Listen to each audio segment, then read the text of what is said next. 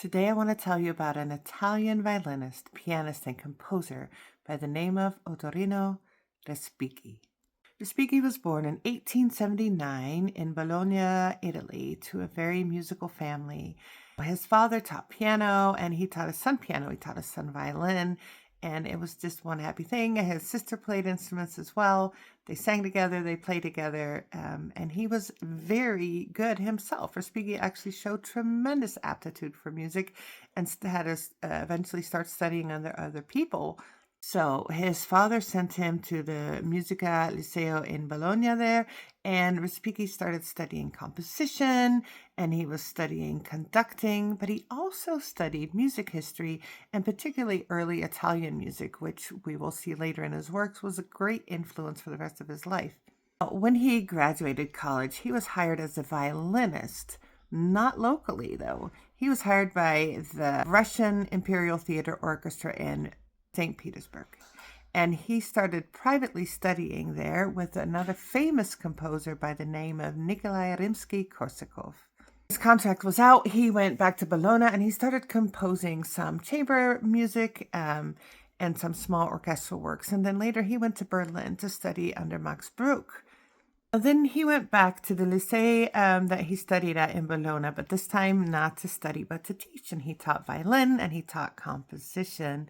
Also was producing his own compositions, and it was a really interesting blend of these early Italian lyricism that he had been studying, but combined with this huge orchestration that he was learning from his Russian friend Rimsky-Korsakov.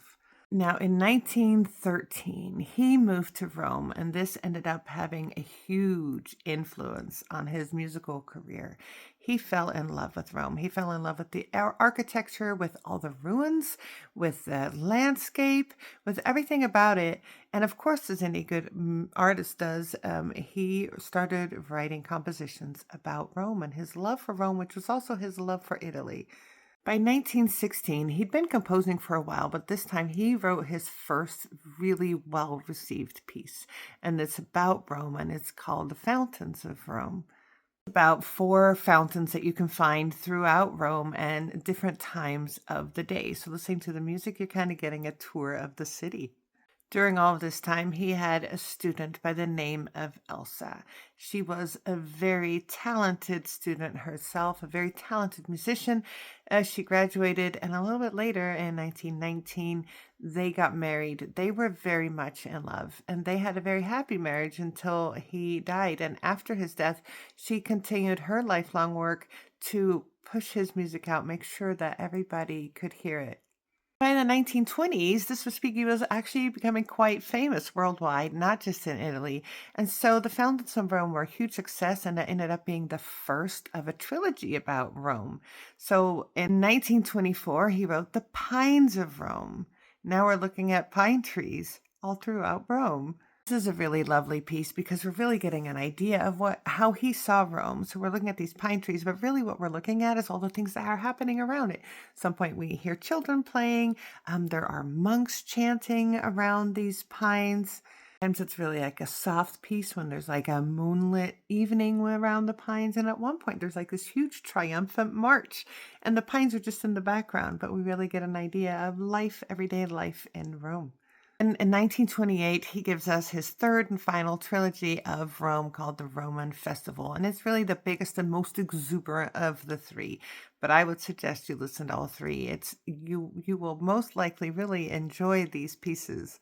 Now, during the time that he wrote these trilogy, he continued to compose other pieces as well and produce other pieces as well. He really got interested in old Italian music. He was rewriting it, like studying it, learning it, and a lot of his works would reflect the older pieces. After he was done with the Roman trilogy, during the 30s, he kind of went back towards like more vocal and sacred music.